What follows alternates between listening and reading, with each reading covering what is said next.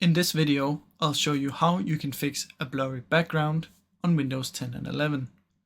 Now first what you want to do is you want to right click and go to display settings.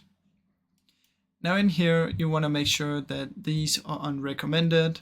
If you choose a size too big, it will become blurry, and if you choose a resolution that doesn't fit, it will also become blurry.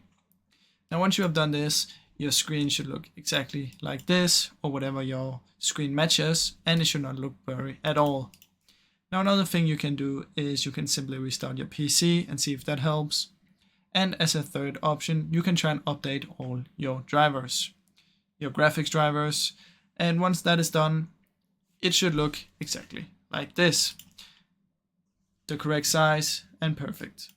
So basically that's how you can do it, guys. I really hope you enjoyed the video, and if you did, please leave a like and subscribe as it helps me out a ton. Thank you so much for watching.